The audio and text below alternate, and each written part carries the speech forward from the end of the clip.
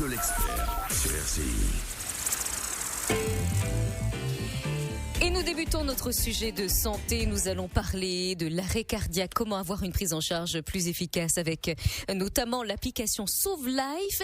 Et nous sommes avec nos deux experts spécialistes justement en la matière. Alors on va commencer par les dames. Docteur Muriel Jaffry, médecin du SAMU, bonjour. Bonjour Dilay, bonjour à tous. Et puis à vos côtés, le docteur qu'on connaît par cœur, le docteur Patrick Portekop, bonjour. Bonjour Dilay, bonjour aux auditeurs de RCI. Alors justement, on a parlé un petit peu tous ces jours-ci dans l'actualité de Sauve Life, mais avant de parler de cette application qui sauve des vies, on va surtout parler dans un premier temps, essayer de comprendre l'arrêt cardiaque, comment arrive un arrêt cardiaque, dans quel cas, quels sont les signes avant-coureurs, comment est-ce que c'est possible de repérer un arrêt cardiaque avant qu'il se produise, etc. Donc on va développer un petit peu tout ça et commencer par quels sont les symptômes de l'arrêt cardiaque. Alors l'arrêt cardiaque, c'est un diagnostic qui est simple, que nous on peut même faire par téléphone assez simplement. C'est quand on est face à une personne qui ne réagit pas, c'est-à-dire qu'elle ne parle pas, elle ne bouge pas quand vous lui demandez quelque chose. Ça c'est le premier point. Et le deuxième, c'est qu'elle ne respire pas ou très très lentement, ce qui est équivalent. Donc quelqu'un qui ne réagit pas, qui ne respire pas, est en arrêt cardiaque. D'accord. Alors l'arrêt cardiaque, c'est quand le cœur s'arrête subitement, c'est ça? Oui, c'est tout à fait, ouais. Qu'il ne bat plus du tout et du coup le sang ne va plus aux organes, à tous les organes du corps, notamment au cerveau, et donc la vie s'arrête. La vie s'arrête. Docteur Patrick Portekop, combien en Guadeloupe a-t-on à peu près en termes de pourcentage de personnes qui subissent un arrêt cardiaque? C'est une question qui est un petit peu délicate parce qu'en fait, il faut pas mélanger la survenue des décès et les vrais arrêts cardiaques qui sont des situations inopinées auxquelles on ne s'attend pas, pour lesquelles le sujet est pris de court et son entourage aussi. Donc, on pense que il y a au moins 1 à 2 arrêts cardiaques par jour dans le département. Je parle sous le contrôle de Muriel qui va me dire, puisqu'elle a bien étudié la question. Oui, c'est ça, un arrêt cardiaque par jour, effectivement hors fin de vie et mort attendue, bien sûr. On parle vraiment des arrêts cardiaques inopinés. C'est pour ça d'ailleurs que la population est assez jeune dans ce groupe-là, parce que c'est des arrêts qui ne sont pas attendus. On s'attend pas à ce que leur cœur se soit arrêté de battre ce jour-là. D'ailleurs, justement, qu'est-ce qui peut provoquer un arrêt cardiaque ? Alors c'est très varié, en fait, toutes les causes. Dans la plupart des cas, la cause est d'origine médicale. Une fois sur deux, plus d'une fois sur deux, c'est effectivement le cœur qui a un souci. Alors soit un trouble du rythme cardiaque, soit une artère qui se bouche au niveau du cœur, c'est-à-dire l'infarctus. Et le cœur n'étant plus du tout alimenté par le sang parce que ses artères se bouchent, et bien il finit par s'arrêter parce qu'il n'arrive plus à fonctionner normalement. Mais après, on peut avoir toute autre cause, donc une cause respiratoire qui derrière entraîne un arrêt cardiaque. Et puis après, il y a quand même les causes traumatiques et qui sont pas négligeables en Guadeloupe, même si elles sont beaucoup moins fréquentes que médicales. Donc les accidents de la route, le noyé, etc. Donc en fait, tout un panel, toute pathologie grave peut amener à l'arrêt cardiaque. D'accord. Lorsqu'on dit arrêt cardiaque et crise cardiaque, c'est la même chose ? Non, la crise cardiaque, alors effectivement c'est dans le jargon général. En fait, pour nous c'est l'infarctus, c'est l'artère qui se bouche et on fait pas forcément un arrêt cardiaque. Ça peut conduire à un arrêt cardiaque, mais pour nous crise cardiaque c'est plutôt infarctus, alors que l'arrêt cardiaque c'est le cœur qui s'arrête. C'est deux choses différentes. Parfait. Et nous allons marquer une courte pause. Les auditeurs peuvent commencer à nous appeler au 96 27 27 si vous avez des questions justement sur l'arrêt cardiaque que vous souhaitez poser au docteur Patrick Portekop ou au docteur Muriel Jaffry. Et puis dans quelques instants, on parlera justement de cette application Sauve Life par rapport au fait de pouvoir sauver des vies avec cette application. Vous avez des questions? Nos experts vous répondent sur RCI. Allez, deuxième partie de notre émission sur l'arrêt cardiaque et notamment comment avoir une prise en charge plus efficace pour sauver des vies. Et nous sommes toujours avec les docteurs Muriel Jaffry, médecin du SAMU, et docteur Patrick Portekop, chef du service du SAMU. Alors, lors d'un arrêt cardiaque, imaginons on est dans une pièce, une personne fait un arrêt cardiaque, qu'est-ce qu'on peut faire nous autour ? Déjà commencer par appeler le 15. Parce que si vous ne sollicitez pas la venue des secours, personne ne sait à part vous qu'il y a un souci, et donc il n'y aura pas l'arrivée de la défibrillation par exemple, qui peut être le traitement de l'arrêt cardiaque si cet arrêt cardiaque est en rapport avec un trouble du rythme. il y aura pas les sauveteurs qui vont pouvoir prendre le relais de celui qui va, on l'espère, commencer le massage cardiaque s'il a été formé.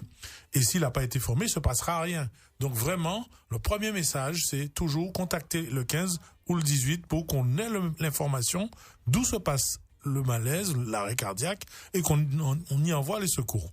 Bien évidemment, on espère que bientôt, tous les citoyens guadeloupéens sauront que face à cette situation dramatique, il faut pas perdre de temps et démarrer tout de suite ce qu'on appelle la réanimation secouriste, qui consiste à faire des compressions thoraciques de manière régulière à un rythme qui permet de faire circuler le sang de manière artificielle dans la circulation habituelle, mais de façon mécanique. Cette fois-ci, on prend le relais du cœur en espérant que, sans perdre de temps, il y aura le moins de séquelles possibles, notamment par rapport à l'ischémie, qui est en fait le fait que quand un organe n'est pas perfusé, il commence à perdre des cellules. Et cette ischémie, quand elle dure, notamment au niveau du cerveau, elle est effroyable parce que au bout de 8 à 10 minutes, on considère que il y a des dégâts qui sont irréversibles. Et voilà, il y a des organes vitaux qui peuvent être endommagés, une asphyxie du cerveau, c'est ça ? En tout cas, à partir de 10 minutes, on commence à perdre des neurones et surtout, toutes les minutes qui passent, ça correspond à 10% de chance de ne pas être récupéré malgré la réanimation. Donc ça veut vraiment dire que dès que le malaise survient, que la personne a été confirmée qu'elle est en arrêt cardio-respiratoire, il faut démarrer les compressions thoraciques. Et ça, qu'on ait été diplômé ou pas de secourisme, ce sont des choses que pour le moment, tout le monde devrait apprendre à faire et fréquenter le maximum les formations grand public, voire les formations adéquates qui sont délivrées au niveau des associations agréées de sécurité civile. D'accord. Donc, une personne fait un arrêt cardiaque devant nous, on appelle le 15, bien évidemment, mais nous, de notre côté, on peut commencer déjà à faire un massage thoracique. Oui, ça c'est vraiment important. Et est-ce qu'on doit déplacer la personne ? Est-ce qu'il faut la mettre dans une certaine position ? Qu'est-ce qu'on peut faire en fait ? Alors, il faut la mettre sur un sol dur, donc idéalement par terre, c'est ce qui est plus simple. La personne doit être installée à plat dos, donc au besoin on la tourne. Si elle s'est écroulée à plat ventre, il faut la retourner, c'est indispensable. Nous, on explique tout ça aux gens par téléphone. C'est pour ça que l'alerte précoce, elle est primordiale. Et une fois qu'on l'a allongée sur le dos, il faut s'agenouiller au niveau de sa poitrine, mettre les deux mains l'une sur l'autre, bien tendues, coudes tendus, et appuyer de toutes ses forces à un rythme effectivement régulier, à une cadence assez rapide. C'est fatigant, mais c'est indispensable. Et c'est pour faire repartir le cœur. Alors, ça le fait pas forcément repartir, mais ça compense son activité. C'est-à-dire que le cœur, c'est simplement une pompe qui éjecte du sang dans tous les organes pour envoyer de l'oxygène. Et quand il s'arrête, en appuyant sur lui de façon régulière, on reproduit cette éjection en fait. Et donc, on permet à du sang et de l'oxygène de circuler jusqu'aux organes indispensables. Et le tout premier, c'est le cerveau, parce que c'est le cerveau qui va souffrir en premier et de façon irréversible de ce manque d'oxygène. D'accord. Et ça va très très vite. En 4-5 minutes, les premières cellules cérébrales vont mourir. Et au bout de 10 minutes, effectivement, comme vous disiez le docteur Portecop, on n'a plus aucune chance quasiment de récupération, de persistance des cellules nerveuses. D'accord. Voilà. Alors comment savoir, par exemple, quand une personne tombe devant nous, que c'est un arrêt cardiaque en fait ? Comme on l'a dit... Ça pourrait être un AVC, ça pourrait être... Il peut y avoir des pertes de connaissances qui vont se suivre d'un retour à la conscience. Mais quand véritablement, lors des sollicitations, on va dire un peu sérieuses, et qu'il n'y a pas de respiration, pas de conscience, on considère que la personne est en arrêt cardio-respiratoire et qu'il faut commencer le massage cardiaque. J'insiste sur ces compressions qui ne doivent absolument pas être retardées par quoi que ce soit. Je sais que par le passé, beaucoup de personnes ont été sensibilisées, voire formées aux gestes de premier secours, et qu'on leur avait demandé ou expliqué de procéder à la ventilation artificielle par le bouche à bouche. Les consensus internationaux, donc fait par tous les spécialistes mondiaux, ont permis de se rendre compte que c'était un facteur de perte de temps et qui n'était pas forcément bien fait par les personnes qui n'en avaient pas l'habitude, et que donc finalement, lors du dernier sommet international qui a rassemblé tous les sommités de cardiologie, de médecine d'urgence et de réanimation, cette ventilation artificielle a été supprimée. Donc, on nous demande maintenant de pratiquer d'emblée ces compressions thoraciques, comme l'a expliqué le Dr Jaffry. Et c'est vraiment pour ça que ceux qui étaient un peu freinés par le fait d'avoir à faire de la ventilation bouche à bouche et qui ne faisaient pas non plus le massage cardiaque, finalement, il faut que on privilégie uniquement le massage cardiaque, parce que lui, il va mobiliser la quantité d'air qui est dans la cage thoracique au moment où s'arrête le cœur, et cette mobilisation, tant qu'elle continue, elle est suffisante pour le cas où, si la personne arrive à avoir des secours médicalisés dans des délais raisonnables, l'apport d'oxygène qui est fait soit par les pompiers ou le SMUR prendra le relais de ce qu'il y avait au niveau de la cage thoracique lors de l'arrêt cardiaque. Et surtout, comme l'a dit Muriel Jaffry, il faut réinjecter ce sang de manière à limiter l'ischémie au niveau des organes nobles, que sont en priorité le cerveau, le cœur lui-même, et espérer que, aussitôt que possible, les secours spécialisés essaieront de mettre en place les mesures curatrices des principales causes d'arrêt cardiaque. Et si, malheureusement, quand on a tout essayé, ça ne repart pas, on aura au moins donné toutes ses chances à cette victime. Le plus embêtant pour nous, c'est d'arriver sur des personnes relativement jeunes, qui font un malaise, mais qui n'ont pas pu bénéficier de ce massage cardiaque. Très clairement, c'est un facteur de perte de chance évidente de succès de la réanimation.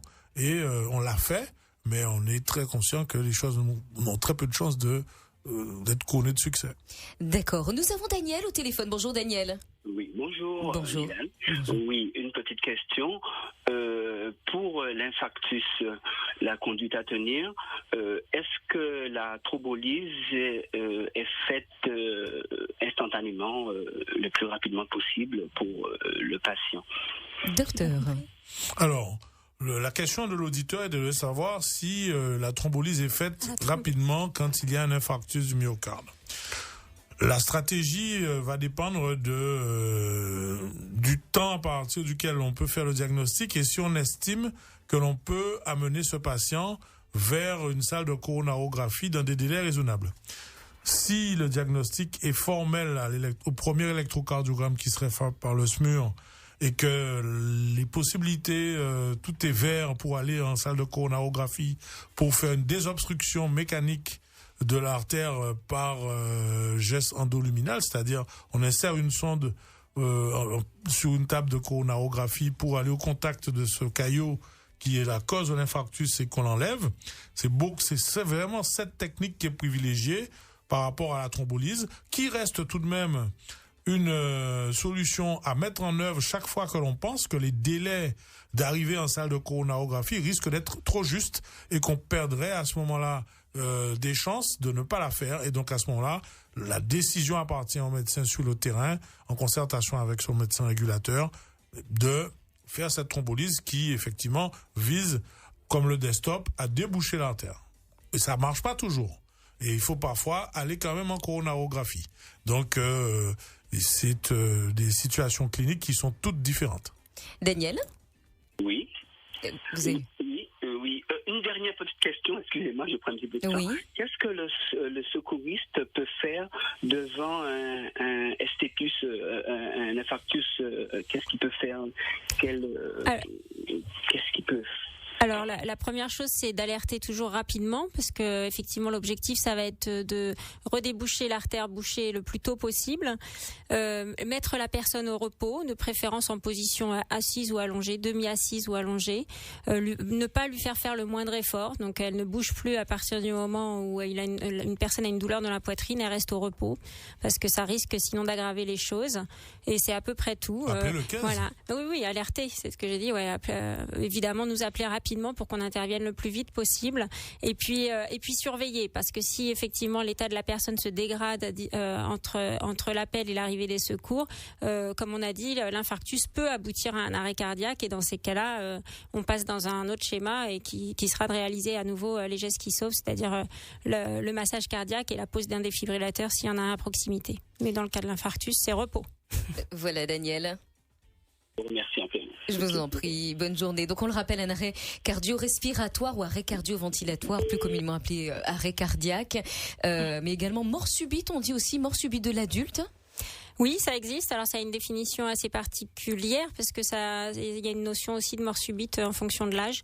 Mais c'est dans la mesure où le cœur s'arrête et qu'on s'y attendait pas. Donc, c'est quelqu'un qui est plutôt en bonne santé, même s'il peut y avoir quelques pathologies cardiaques antérieures, mais quelqu'un qui est parfaitement stable, qui a une qualité de vie tout à fait normale et qui un jour fait un malaise grave et qui s'écroule. D'accord, donc ça peut être provoqué par un infarctus du myocarde, un traumatisme, une asphyxie, une noyade, une hypothermie, une électrocution, un accident de la route aussi. Oui, tout à fait. Alors, c'est pas les causes principales, parce que ça, c'est 10 à 15% des causes d'arrêt cardiaque sont d'origine traumatique, mais c'est possible aussi.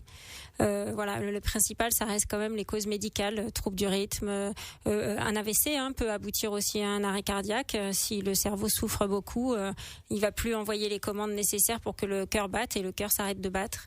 L'insuffisance respiratoire aiguë aussi, donc toutes les causes de problèmes respiratoires quels qu'ils soient, l'embolie pulmonaire massive ou l'œdème du poumon massif. Le corps étranger. Le corps étranger, effectivement, coincé dans la gorge, quelqu'un qui avale de travers. D'accord. Voilà, Okay. tout ça peut aussi aboutir à un arrêt cardiaque. Est-ce qu'une grosse colère, quelqu'un qui se met dans un état pas possible, peut faire un arrêt cardiaque, par exemple? Non.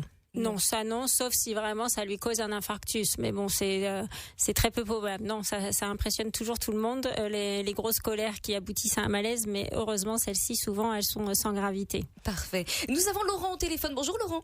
Bonjour.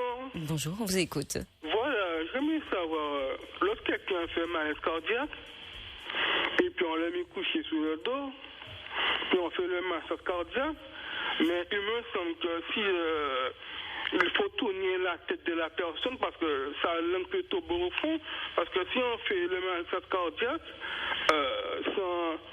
sans retirer la langue, je me pose des questions. Alors, les docteurs. Oui, alors ça, c'est une question très très fréquente dans l'imaginaire des gens. Les gens nous disent souvent, mais il va avaler sa langue. Alors, on n'avale jamais sa langue. La langue, elle est bien accrochée et la seule chose qui peut lui arriver, effectivement, c'est de basculer un petit peu en arrière et d'obstruer la respiration. Il n'y a pas de consigne mais c'est pas une grande priorité pour nous. C'est pas très gênant, je vous dirais. Donc, la tête n'est pas une grosse priorité. Si on doit donner une consigne, c'est de basculer légèrement la tête en arrière. Voilà, mais honnêtement, même si la tête est tournée sur le côté, il se passera rien de grave. Et encore une fois, la priorité, c'est de faire éjecter du sang dans les organes. Et quel que soit le mouvement de tête, ça reste possible à partir du moment où on fait un massage cardiaque continu. Laurent ? Oui, j'ai une dernière question. C'était pour savoir comment il faut procéder en cas c'est quelqu'un, parce que j'ai entendu qu'il y a tous les 5 secondes, il y a des gens qui meurent, les fumeurs. Qu'est-ce qu'il faut faire? Bien compris. Alors, j'ai pas entendu la fin de la phrase. Toutes les 5 secondes, il y a des gens qui... J'ai entendu tous les 5 secondes dans le monde, les fumeurs... Les fumeurs ? D'accord. Alors je suppose que là vous faites référence au nombre d'arrêts cardiaques dans le monde et que probablement toutes les 5 à 10 secondes effectivement il y a probablement un décès dans le monde, mais après ça peut être des morts attendues, notamment chez les fumeurs. Parfois ils ont des pathologies comme le cancer pulmonaire avec une mort attendue, une fin de vie attendue. Donc oui, à l'échelle mondiale évidemment il y a un arrêt cardiaque de façon régulière. Heureusement quand même en Guadeloupe ça nous ramène à un arrêt cardiaque par jour en moyenne. Voilà, mon cher Laurent. On va marquer une courte pause. On prendra les autres appels de nos auditeurs dans quelques instants. Je vous rappelle le sujet, l'arrêt cardiaque, comment avoir une prise en charge plus efficace et sauver des vies. Et notamment, nous aborderons l'application Sauve Life. 8h30, 11h, c'est la vie. Nos experts vous répondent. Effectivement, nos experts sont là pour répondre à toutes vos questions. Nous parlons de l'arrêt cardiaque, comment avoir une prise en charge plus efficace. Et on abordera effectivement l'application Sauve Life. Alors, nous sommes avec le docteur Muriel Jaffry, médecin du SAMU, et le docteur Patrick Porté-Cop, chef du service du SAMU. Alors, on l'a dit, concernant l'arrêt cardiaque, 90% des arrêts cardiaques chez l'adulte sont dus à une cause cardiovasculaire, dont l'infarctus du myocarde. Le plus souvent, il s'agit d'une fibrilisation ventriculaire, c'est-à-dire d'un trouble du rythme cardiaque correspondant à des contractions rapides, irrégulières et inefficaces des ventricules du cœur. Et on a parlé tout à l'heure des premiers gestes à faire lorsqu'une personne tombe devant nous. Déjà, appeler le 15, appeler le SAMU. Ensuite, procéder au massage cardiaque. Et vous avez parlé de défibrillateur. Mais pour le défibrillateur, on le trouve où en fait ? Alors, c'est normal de pas en avoir chez soi. Hein. Ça sert à rien de s'en doter à titre personnel. Normalement, il se situe dans les lieux publics où il y aura beaucoup de passages de personnes. Donc, classiquement, ce sont les centres commerciaux, les stades, les mairies. Certaines pharmacies en ont. Une loi vient de passer justement pour qu'elles s'en dotent davantage, parce que c'est un peu un réflexe des gens d'aller à la pharmacie de proximité, ce qui est une bonne idée. Voilà. L'idéal, ce serait que les gens sachent où se situent ces défibrillateurs. Là, au niveau des secours, pour le moment, même pour nous, c'est difficile de savoir où ils sont tous positionnés, et c'est là-dessus qu'on doit travailler. Et pour le coup, l'application Sauve Life devrait nous y aider grandement pour qu'on puisse guider les gens vers un défibrillateur le plus précocement possible, avant même l'arrivée des pompiers avec le leur. Alors, est-ce qu'on peut expliquer exactement à quoi va servir précisément le défibrillateur ? Oui, alors on a dit l'arrêt cardiaque qui peut être lié à deux choses, soit le cœur qui s'arrête complètement, et dans ces cas-là, évidemment, le massage cardiaque permet de remplacer, mais ne fera en général pas repartir le cœur, soit un trouble du rythme très anarchique et totalement inefficace, et dans ces cas-là, le défibrillateur, il va permettre de délivrer une énergie pour faire rebattre le cœur normalement. Et donc le défibrillateur, il a cette vertu, c'est de pouvoir faire repartir complètement le cœur, et donc de retrouver une pompe totalement efficace. C'est-à-dire que si vous posez, et plus on le fait tôt, et plus on a de chances que le cœur reparte. Et donc si vous avez la possibilité de trouver un défibrillateur à proximité de la personne qui fait un arrêt cardiaque, que vous le positionnez et qu'il délivre le choc parce que c'est nécessaire, vous avez une chance sur deux en fait que la personne puisse se réveiller à l'issue de ce choc. Donc c'est énorme pour nous, c'est vraiment une grande chance de survie pour la personne. D'accord. Nous avons Catherine au téléphone. Bonjour Catherine. Oui, allô, bonjour. Bonjour. Oh, oui, bonjour. Donc, une petite question. J'ai fait une formation sauveteur secours au travail, et dans cette formation, on nous a appris à faire 2 insufflations et 30 compressions. Mais j'ai pris l'émission en cours. Je voudrais savoir si les insufflations sont plus nécessaires exactement, ou alors on peut les continuer. Alors, docteur. Oui, effectivement, le docteur Portecop a déjà évoqué ce sujet. Effectivement, avant c'était recommandé comme vous le décrivez. Aujourd'hui, pour le grand public, on préconise vraiment le massage cardiaque et la pose du défibrillateur, mais sans insufflation. Donc, ça veut dire un massage cardiaque continu avec un arrêt uniquement si le défibrillateur demande l'arrêt du massage le temps de son analyse, et derrière reprendre immédiatement le massage cardiaque. On s'est rendu compte que les insufflations n'étaient pas indispensables dans les premières minutes, et souvent les gens n'osaient pas les pratiquer, et du coup n'osaient même plus faire le massage cardiaque, et là pour le coup c'est une grande perte de chance pour le patient. Donc on a privilégié, enfin quand je dis on, ce sont les recommandations internationales, hein, c'est pas nous spécialement en Guadeloupe, et clairement maintenant on dit le message c'est alerter, masser, défibriller. Point. Voilà Catherine. Merci beaucoup. Bonne journée, au revoir. Bonjour Jean-François. Oui, bonjour Odila, bonjour à tes invités. Ma question est la suivante. Qu'est-ce qui favorise en fait la formation de cailloux de le sang? Ma deuxième question, est-ce qu'en restant assis trop longtemps, bien qu'on constate qu'on a le pied gonflé après, ça favorise effectivement la formation de cailloux dans le sang? Alors, docteur. Alors effectivement, la problématique de la formation de caillots peut être en rapport avec l'immobilisme. Ça, c'est surtout dans le réseau veineux.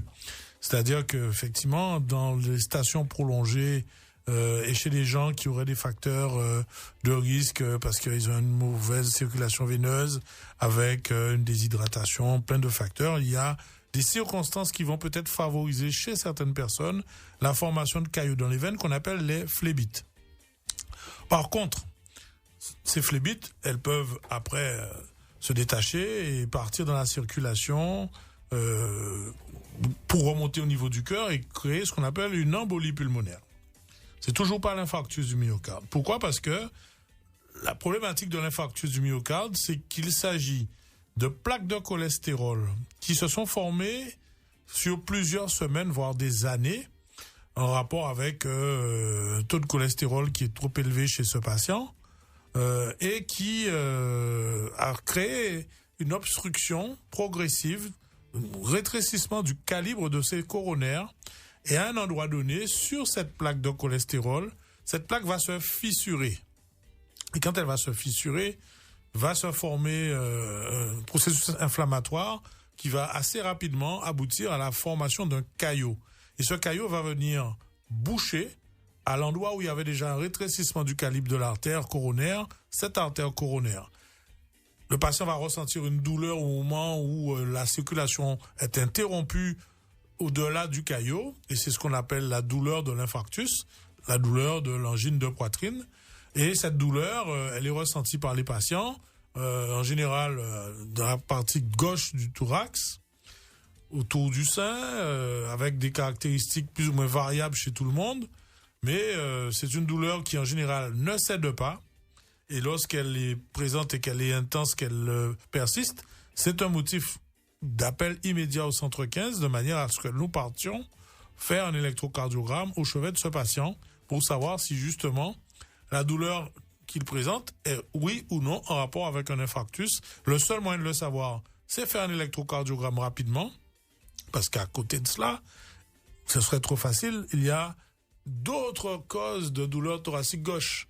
Et donc c'est pour ça qu'il nous faut venir discriminer, retrouver vraiment les personnes qui ont besoin d'un traitement particulier rapide pour éviter justement au cœur de perdre du muscle, puisque si on laisse ce caillot boucher définitivement l'artère, ben la partie qui l'irrigue va mourir. Ce muscle ne va plus se contracter, il va rester tout plat et le reste du cœur qui est pas concerné va continuer de pomper, mais on a perdu une grosse capacité de contractilité de son ventricule gauche. Jean-François ? Oui. Voilà pour la réponse du docteur Portecoq. Comment on peut éviter tout ça? Enfin, c'est ma dernière question. Alors évidemment, comme le disent très souvent nos amis cardiologues, c'est la qualité de l'hygiène de vie, hein, c'est l'activité physique, c'est éviter la sédentarité, c'est éviter les boissons grasses, éviter le tabac, éviter avoir une hygiène de vie correcte, bouger, faire du sport. Mais ça ne suffit pas toujours parce que après il y a d'autres facteurs qui peuvent, sous le plan génétique, expliquer que certaines personnes vont avoir des facteurs de risque tout de même. Pour autant, chaque fois qu'on peut manger le moins gras possible, qu'on peut éviter la malbouffe, qu'on peut avoir un minimum d'activité physique hebdomadaire, on va se mettre en situation d'avoir moins souvent des pathologies cardiovasculaires. Parce qu'effectivement, quand on fait du sport, c'est ce qui fait en plus efficacement circuler le sang. C'est pas tellement une question de circulation du sang, c'est une question qu'en fait, on ne va pas fabriquer du mauvais cholestérol. D'accord, voilà. Parfait. Voilà Jean-François. Ok, merci. Bonne journée. Au revoir. Alors effectivement, on considère comme victime d'arrêt cardiaque ayant besoin de soins immédiats toute personne qui s'effondre soudainement et ne réagit pas aux stimuli. Alors si cette personne s'effondre sous vos yeux, vous composez bien sûr le 15, vous faites les manœuvres de réanimation cardio-respiratoire, donc le massage cardiaque, défibrillateur, et c'est là que ça nous emmène justement à l'application Sauve Life. Il ne faut pas perdre une minute, chaque minute compte pour pouvoir sauver une vie. Comment, avec cette application Sauve Life, qui est destinée à faire baisser le nombre de décès, comment on s'y prend avec cette nouvelle solution? Alors oui, effectivement, d'abord la problématique c'était ça, c'est que il faut pas perdre une minute, effectivement, et que les 10 premières minutes sont fondamentales et que le temps d'arrivée des secours en Guadeloupe comme en France, c'est en moyenne 10 minutes pour les pompiers, un petit peu plus pour le SAMU puisqu'on a moins d'antennes éparpillées sur le département. Et donc pendant ces 10 premières minutes, si le citoyen agit, il nous donne il supplémente nettement les chances de survie de la personne. Donc l'application pour s'en servir, la première chose c'est de la télécharger. Elle est téléchargeable gratuitement sur tous les smartphones Android ou iPhone. Elle va vous demander une géolocalisation permanente. C'est important de l'accepter parce que le principe c'est que quand nous on va avoir un appel pour arrêt cardiaque en régulation, on va déclencher Sauve Life, donc l'application, et celle-ci va géolocaliser toutes les personnes qui ont l'application et qui sont dans les 10 minutes à pied du lieu de survenue de l'arrêt cardiaque. D'accord, donc si j'ai bien compris, c'est une application qui répertorie toutes les personnes susceptibles de savoir faire un massage cardiaque. Alors, faire ou pas faire, c'est-à-dire que même les gens, c'est la force de cette application, je pense, la philosophie, c'est tous les citoyens peuvent aider. Et c'est vrai, c'est-à-dire que c'est mieux si vous êtes déjà formé aux gestes de premier secours, mais même si vous n'êtes pas formé, nous, au SAMU, quand on aura déclenché l'application, si vous acceptez d'intervenir, votre numéro de téléphone va nous apparaître, on va vous appeler pour vous guider. Donc on peut être appelé à n'importe quel moment en fait. Oui, à n'importe quel moment. Si vous êtes géolocalisé, parce que sinon on ne sait pas où vous êtes et donc on vous déclenchera jamais. Mais après, bien sûr que parfois on n'est pas disponible à tout moment. Alors ça peut faire peur aux gens. Faut pas vous inquiéter parce que vous acceptez ou non. Si vous n'êtes pas disponible, vous répondez pas. Si vous voyez pas la notification ou le SMS qui vous a été envoyé, eh ben c'est pas grave. Voilà. La seule chose, c'est que plus de gens auront téléchargé l'application, plus on aura de chance d'avoir plusieurs personnes à proximité dans les 10 minutes à pied, susceptibles d'intervenir en attendant l'arrivée des secours professionnels. Et c'est vraiment la démarche de cette application. D'une part, elle va diriger 1 ou 2 intervenants qu'ils appellent les citoyens sauveteurs, c'est vous, vers la personne pour commencer le massage cardiaque. Et d'autre part, 1 ou 2 personnes vers le défibrillateur le plus proche pour le ramener directement sur les lieux pour pouvoir effectuer la première analyse avant que les secours professionnels arrivent. D'accord. Nous allons marquer une nouvelle pause. On rendra Fortuné juste après et on va développer un peu cette application plus en détail après la pause. 8h30, 11h. D-Live. C'est la vie sur RCI.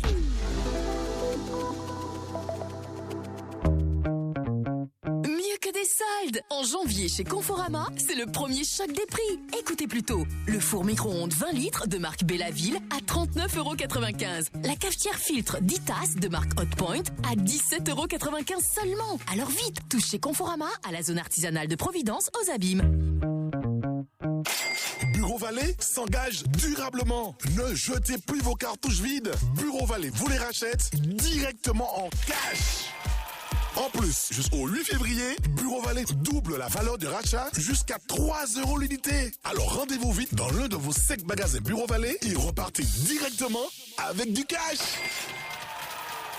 Chez nous aux Antilles, la famille c'est sacré. Chez nous, sur RCI, nous avons la grande famille. Pour cette saison, retrouvez du lundi au vendredi de 11h à 13h. Tonton Michel, Brigitte Zabarel, Tonton Patrick, ils seront encore plus proches de vous avec du rire, des invités, des jeux comme la chasse au trésor et tout ce qui se passe en Guadeloupe avec vous. Alors, soyez les bienvenus dans la grande famille. La grande famille, du lundi au vendredi, 11h-13h, sur RCI.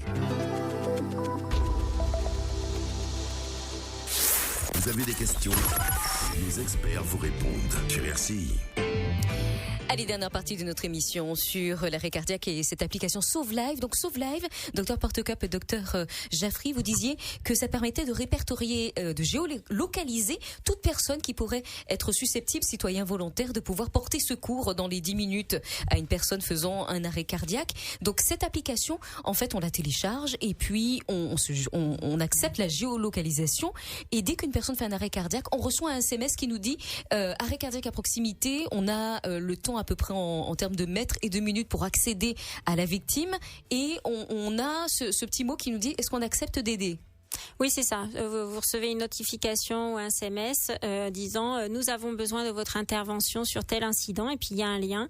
Soit si vous êtes disponible, vous cliquez sur le lien et automatiquement l'application vous met une cartographie et vous guide par la géolocalisation jusqu'à l'endroit où est la victime. Et d'accord. Et une fois sur place, on est guidé par alors certains, vous avez dit tout à l'heure, très important, vous avez dit certains seront guidés pour faire le massage cardiaque et d'autres vers un défibrillateur. Oui, tout à fait. C'est-à-dire que la première personne automatiquement sera guidée vers le massage cardiaque parce que c'est la priorité absolue et ça, on ne doit pas s'en passer. Et si un défibrillateur est identifié par l'application à proximité, alors le deuxième ou le troisième citoyen sauveteur qui a accepté d'aider sera d'abord guidé vers le défibrillateur, puis vers la victime pour pouvoir amener en plus le défibrillateur à côté du premier citoyen sauveteur qui est déjà en train de réaliser le massage cardiaque. Et ça, c'est vraiment la conjonction des deux qui va pouvoir sauver des vies, faire rebattre des cœurs. Faire rebattre des cœurs et sauver des vies. Donc c'est la première application smartphone citoyenne d'entraide d'urgence en France. Il y a à peu près 32 SAMU utilisateurs. Nous, ça arrive maintenant. Est-ce qu'on a déjà testé parce qu'elle a été mise en vigueur là, mais est-ce qu'on a déjà testé pour voir si nos Guadeloupéens se mobilisent ? Alors tester, nous ça y est, elle est fonctionnelle là, mais c'est tout récent, c'est depuis 48 heures. Donc non, le 48 test. Heures, peut-être qu'il y a eu quelque chose. Le test, alors pas à ma connaissance, parce que pour le moment il n'y a pas encore assez de téléchargements et vous avez compris qu'il faut quand même en termes de probabilité qu'un arrêt cardiaque se présente et on a vu c'est 1 par jour en moyenne et que des citoyens aient téléchargé et soient géolocalisés sur l'application dans les 10 minutes à pied. Donc là statistiquement on n'est pas encore dedans, mais ça va arriver. Le test, on pourra le faire que grandeur nature. Donc nous on est prêts, les pompiers aussi, parce que les pompiers ont accepté de jouer le jeu avec nous et c'est comme ça qu'on sera plus performant. Donc ce sera ou eux ou nous qui déclencherons en fonction de si les gens ont composé le 15 ou le 18. Et on attend le premier citoyen qui acceptera, qu'on pourra guider en espérant justement que ça sauvera une vie. Donc le but c'est que tout le monde télécharge cette application, je le rappelle, qui est gratuite, disponible sur Google Play ou Apple Store ou Android, et pour permettre de sauver le plus rapidement possible des vies. Que vous connaissiez les gestes de premier secours ou pas, vous serez guidé soit par le SAMU, soit par les pompiers pour pouvoir intervenir dans les 10 minutes lors d'un arrêt cardiaque. Nous avons Fortuna au téléphone. Bonjour Fortuna. Bonjour Gilles. Bonjour monsieur le docteur, madame, qui sont présents à l'antenne. Oui. Oui, on dit souvent il faut écouter son corps. J'aimerais savoir, est-ce que le corps peut nous envoyer des signaux, par exemple, quelques mois avant, si on ne fait pas attention, qui aurait entraîné un infarctus ou bien un arrêt de cœur? Alors pour l'infarctus, c'est vrai que il y a des douleurs qui peuvent survenir, qu'il faudra savoir signaler au médecin, voire au 15, chaque fois qu'elles persistent, et tant qu'elles ont tendance à disparaître, c'est pas tout à fait normal. Ça doit inciter la personne à aller faire une consultation médicale pour savoir si c'est ou pas en rapport avec un problème cardiaque. C'est vrai que si on n'a pas la chance d'avoir, le jour où on fait son infarctus, de signes avant-coureurs, c'est près de 50% des personnes.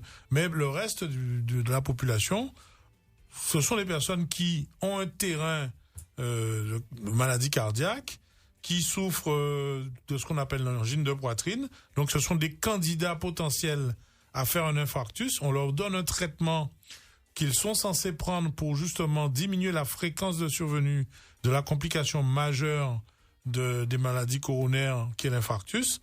Alors c'est pour cela que il faut déjà, si on vous a prescrit un traitement, être très observant et le prendre sans jamais arrêter, sans avis médical, parce que c'est là que peuvent survenir les ennuis. Donc effectivement, si on me pose la question, oui, est-ce qu'il faut écouter son corps? Oui. Toute douleur thoracique survenant à gauche et ayant tendance à durer doit alerter le patient pour l'inciter à contacter le centre 15 pour avoir un avis médical, et on va vous dire s'il y a des raisons de vous inquiéter, de venir par un moyen qu'on va vous mettre à disposition aux urgences, ou si on vous envoie le SMUR pour enregistrer un électrocardiogramme rapidement. En tout cas, ce qui est important, c'est de ne pas rester avec cette douleur, ne pas la minimiser.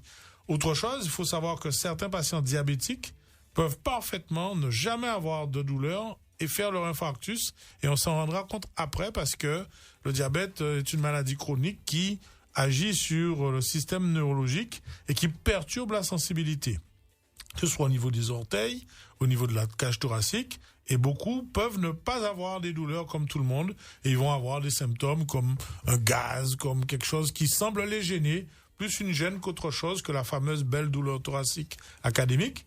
Et là, dans notre vécu aux Antilles, il y a une description très fleurie de cet embarras digestif ou gastrique thoracique qui peut piéger le docteur qui n'a pas l'habitude de ces pratiques, et auquel cas on peut ne pas se comprendre. En tout cas, les consignes chez nous, c'est que au moindre doute, on fait un électrocardiogramme, on va voir de quoi il s'agit. Voilà Fortuna, donc bien souvent avant l'événement, c'est vrai que les patients parlent d'étourdissement, parlent de douleurs dans la poitrine, de palpitations. Alors justement, souvent les personnes qui ont des palpitations qui sont en fait normalement on ne sent pas battre son cœur. Et quand on le sent battre parce qu'on a senti une secousse, c'est ce qu'on appelle une palpitation. Quand il y en a plusieurs, les gens sont en général inquiets, incommodés et ils consultent. Mais il faut pas qu'on confonde les palpitations qui sont pas tout à fait normales mais pas toujours inquiétantes. Il faut un avis médical. Et la douleur thoracique, c'est quelque chose qui fait vraiment mal, qui sert vraiment comme si vous étiez dans un étau. Et tant qu'on n'a pas administré un traitement qui ouvre le calibre de l'artère pour faire circuler le sang derrière le rétrécissement, cette personne va toujours avoir cette douleur. Alors que les palpitations, ça peut être un phénomène très transitoire ou plus ou moins permanent en fonction de l'histoire de la maladie de la personne. D'accord. Alors, nous allons revenir à notre application. Donc, il faut savoir que cette application Sauve Life que tout le monde doit télécharger, mais pas seulement le particulier guadeloupéen, les professionnels aussi. Ah oui. Bien sûr. En premier lieu, en fait, l'application répertorie 3 types de personnes. Les gens qui sont pas formés et que nous, on guidera par téléphone, donc qui peuvent s'inscrire également, c'est important. Les gens qui sont formés au secourisme, donc vous positionnez comme tel si c'est le cas. Et ensuite, le personnel médical et paramédical, puisque évidemment, par définition, nous sommes formés aux gestes qui sauvent, entre autres. 90% des alertes d'un citoyen à moins de 10 minutes, une distance médiane de 500 mètres environ entre le citoyen et la personne en arrêt cardiaque.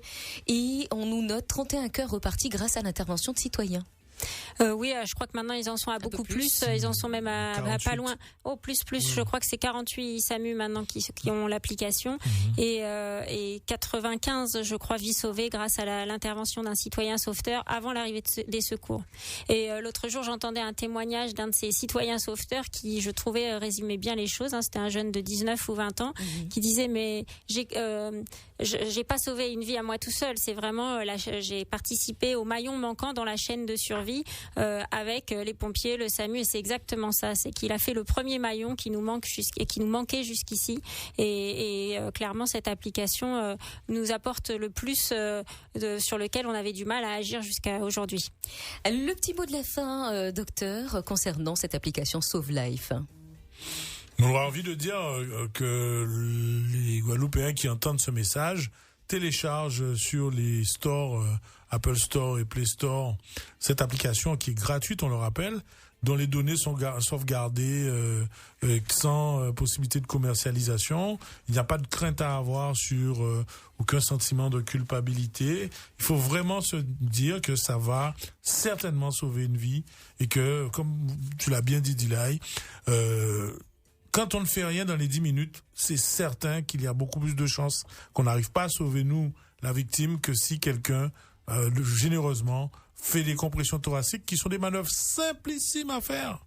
Et par contre, si on ne peut pas vous diriger vers cette personne, elle a très peu de chances de s'en sortir, même après les pompiers et le SMUR. Merci beaucoup. Alors, vous pouvez aller sur le www.sauve-life.fr. L'application s'écrit pareil, SAUV Life LIFE. Dès qu'on a fini cette émission, prenez déjà votre téléphone pour la télécharger. C'est très important pour sauver des vies. On ne sait jamais. Ça peut être quelqu'un de notre famille qui pourrait être sauvé, par un particulier que vous ne connaissez pas.